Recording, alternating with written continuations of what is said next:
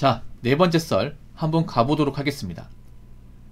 댓글 컨텐츠고 영상 제목, 서울 생활하면서 월급 200으로 100 저축을 쉽게 말하시면 안 돼요.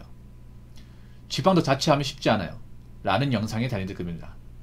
사실 월급 200으로 100 저축은 불가능합니다. 불가능해요. 절대 불가능해. 서울은 숨만 쉬어도 이제 100은 나간다는 얘기가 있어요. 진짜 근데 나가요 이게. 근데 서울에 200벌이 한 사람은 생각보다 많아요. 자취하는 사람들 중에. 여자분도 아마 서울에서 이제 취업하시면, 중소기업 같은 취업하시면 보통 200 언저리입니다. 200보다 살짝 많은 정도. 그걸 버리 100을 저축한다. 힘들어요. 힘들어요. 사실 여자분들은 200 한 언저리 돈 벌고 자취하면 돈을 못 모을 겁니다. 못 모아요. 그래서 장담컨대 아마 지방에서 이제 서울 올라가시는 사람들 중에 저축을 못 하시는 분들이 상당히 많을 겁니다. 이게 많을 거예요. 그리고 보통 지방에서 이제 서울 올라가시는 분들이 문제가 뭐냐 하면 좀 고피플이 망가지가 되는 케이스가 많아요. 이게 무슨 말이냐 하면 내가 지방 살다가 서울 가니까 유행하는 것도 많잖아. 젊은 사람도 많고. 그럼 그거 따라하고 싶거든. 그러면 어차피 부모님도 없겠다. 내가 혼자 살고 마음대로 할 수 있잖아. 그럼 배달 음식도 만들어 시켜 먹고 뭐 사고 싶은 것도 만들어 사. 그래서 실제로 그런 케이스도 있습니다. 월급 받는 거 가지고 생계유지 안 되니까 부모님한테 용돈 받아 쓰는 사람도 있어요.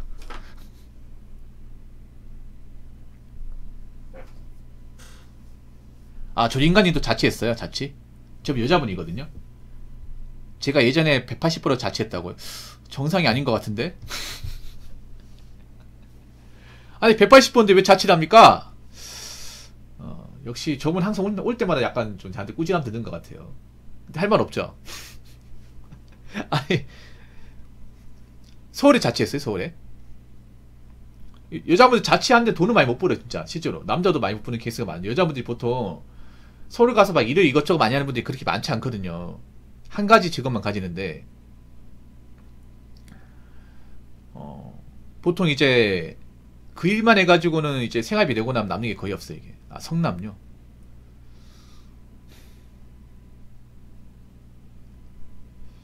아, 근데 참 걱정된다. 나는 서울에 자취하는 분들 걱정이 돼. 왜냐하면 저기 돈이 안 모이면 결혼 같은 건 꿈도 못 꾸거든. 솔직히 말해서. 앞으로 월세는 계속 오른단 말이에요. 월세 계속 오를 겁니다. 서울 같은 데는 수요가 많으니까. 물가도 올라가고. 그 저축을 반드시 해야 되거든요. 우리 지방은 사는 사람들보다 저축을 더 많이 해야 돼. 서울이. 근데 더 적게 합니다. 더 적게. 아예 못하는 사람도 많이 있고. 아니 저럴 거면 서울 생활 왜 하는 거야? 난 솔직히 까놓고 얘기해서. 아니 내가 나이 먹어도 뭔가 이제 돈 쌓이는 게 없잖아요. 그러면 사실상 뭐 결혼 못 할 거 아니야. 혼자 살았는데 문제는 계속 저기 물가는 올라간단 말이야. 이게 월세는 올라갈 거거든. 월세 압박 받을 거 아니야. 그렇다고 나이 먹어서 내가 다닌 직장 쭉 다닐 수 있는 것도 아니고요. 또 서울이 문제가 뭐냐면 평생 직업군이어서 평생 직업. 평생 한 가지 분야에서 일할 수 있는 게 별로 없어요, 여러분. 서울 같은 데는. 일을 금방 구할 수 있지만. 오히려 이제 한 가지 기술을 먹고 살려면 제조업이 낫거든. 제조업에서 이제 기계 같은 거 배워가지고 기술 배워서 이제 일하면 그걸로 이제 평생 일하시는 분들 많이 있어요. 근데 서울은 그런 공간이 없다 보니까 대부분 서비스업과 이제 그런 외식산업이잖아요. 근데 그런 쪽은 젊었을 땐 일할 수 있지만 나이 먹어서까지 버티기 쉽지 않거든요. 그러면 내가 서울에 살다가 돈도 안 모이는데 나이 먹어서 일자리 못 구하게 되면 그때부터 문제가 생기는 거예요, 이게. 제가 봤을 땐 서울 생활하면서 돈을 모으려면 100 저축하려면 300은 벌어야 돼요. 300. 세금 떼고 300. 근데 여자분들 300 벌려면 정말 쉽지 않을 겁니다, 이게. 정말 쉽지 않을 거예요.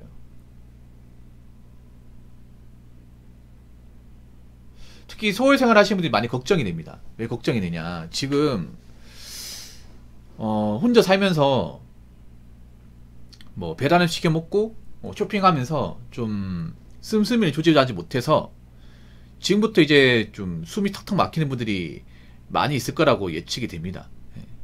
뭐 돈을 좀 많이 벌면 상관없겠지만 뭐 돈을 많이 버는 분들은 많지 않을 거예요. 한 세금 떼고 한 400 이상 버는 분들은 많지 않을 겁니다. 그래서 지금 자취하시는 분들 중에 월급이 적은 분들은 정말 지독하게 아끼셔야 돼요. 지독하게.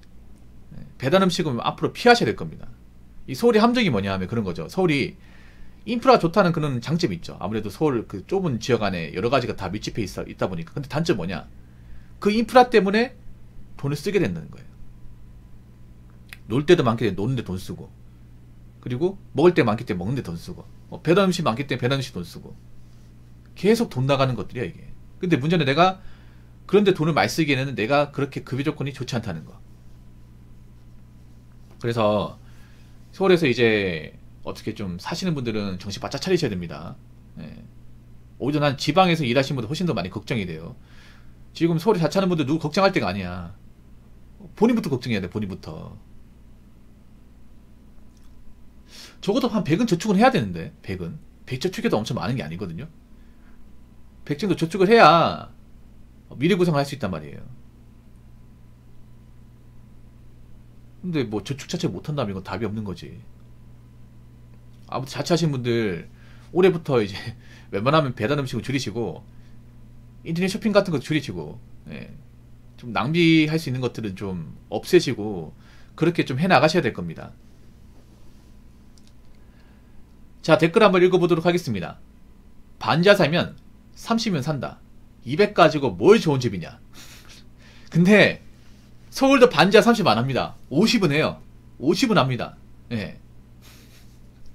서울도 반지하 비싸요. 서울은 다 비싸요, 여러분. 완전제도 비쌉니다. 옵탑도 비싸요. 한번 볼까? 예, 서울 반지하 볼게요. 서울 반지하도 요즘에 50 하던데. 50 밑으로 없을 텐데. 자, 보겠습니다.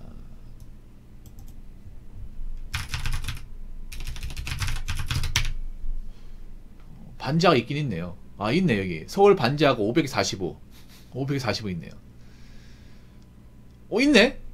아, 옛날이네, 옛날. 네. 마포 쪽은 월, 반지하가 이제 월 60만원짜리. 예, 60만원짜리. 40만원짜리 있긴 있는데, 당연히 시설이 안 좋겠죠, 이게 시설이. 예. 근데 웬만하면 반지하는 안 사기 좋거든, 반지하는. 왜냐하면 반지하는 사실 월세 산 거 말고는 다 단점이에요. 월세 산 거 말고는. 일단 반지하는 그 공기가 안 통하기 때문에 그 곰팡이 같은 게 잘 피죠. 예, 곰팡이 같은 게. 그래서 옷에도 곰팡이 피고 음식에도 곰팡이 피고. 그리고 사람이 햇빛을 안 받으면 우울해집니다. 이게 게을러져 이게. 사람의 동물이 좀 낮에 그 공기도 쐬고 햇빛도 보고 해야 좀 건강해지거든요. 근데 반전 햇빛이 거의 안 들어오거든.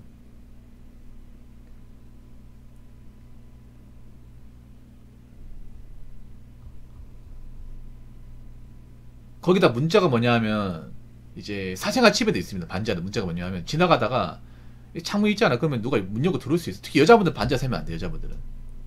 예. 여자분들 웬만하면 반지하나 1층 살면 안 돼요. 왜냐, 아무래도 범죄 취약하면 특히 관악구 신림동 이런 데는 굉장히 위험해. 예. 여자분들 그런 데 엄청 많이 거주하시는데 사실 걱정돼요. 왜냐하면 그런 신림동은 굉장히 치안이 열악합니다. 서울에 범죄가 가장 많이 일어나는 곳이에요. 인가가 가장 많은 곳이고. 그리고 서울의 신림동 문제가 뭐냐면 산이기 때문에, 산을 깎아서 만든 지역이기 때문에 굉장히 좀 언덕 경사도 많고, 그런데 반지하가 많아요. 아무래도 이제 여유가 없는 분들은 그 반지하도 살겠다고 방을 구하는 사람도 있을 텐데, 이 문제가 뭐냐, 반지하는 밑에서 있잖아요. 지나가다 사람이 창문을 이렇게 열 수도 있어. 볼 수도 있어, 이게.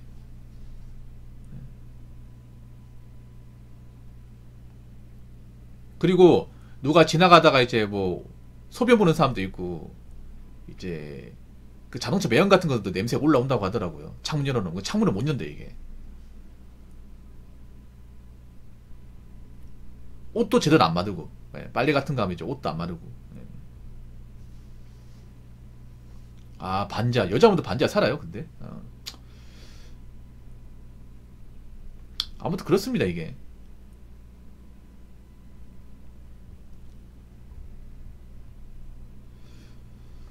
또 이렇게까지 고생해서 서울을 살아야 될 이유가 있나? 난 그 말씀을 드리고 싶어. 솔직히. 아, 이렇게 뭔가 생고생하면서 이렇게 주거요건 안 좋은 데서 와가지고 가진 고생을 하는데 굳이 이런 데 와가지고 서울에 살아야 될 이유가 있나요?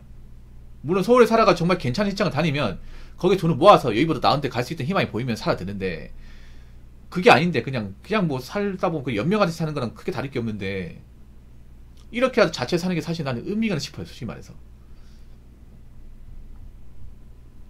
항상 걱정해가지고 웬만하면 부모님 같이 사는 게 낫지 않나.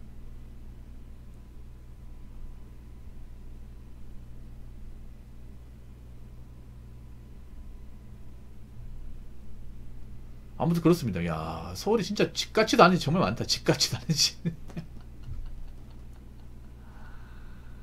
야, 집 같지도 않은 집 진짜 많네. 이게 여러분 있잖아요. 제가 한 가지 말씀드리면, 사람이 있잖아요. 뭐 아파트 이런 것도 중요하지만 이 공간이 중요합니다. 공간이. 사람이 어떤 주거가 안 좋고 공간이 안 좋으면 사람이 우울해져요. 이게 게을러지고. 예. 아무튼 뭐 웬만하면 반지하는 피하셔야 돼. 반지하는. 예. 보통 일반 광역시도 반지하가 많이 없거든요. 근데 서울은 좀 특이한 게 반지하도 많고 옵탑도 많아요. 이게. 아, 참. 월세 몇몇 원은 아끼기 위해서 이제 반지하 선택했겠지만, 아무튼 서울에서 자취하시는 분들 올해부터는 정신 바짝 차리시고 어떻게 돈을 모으시기 바랄게요. 돈을 모아서 지금 사는 것보다 더 나은 곳으로 가시기 바라겠습니다. 예. 아마 근데 쉽지 않을 겁니다. 서울에서 이제 돈 모으고 이렇게 좀 나아지는 인생을 사는 분들이 그렇게 많지는 않을 겁니다. 자, 이상으로 네 번째 썰 마치도록 하겠습니다.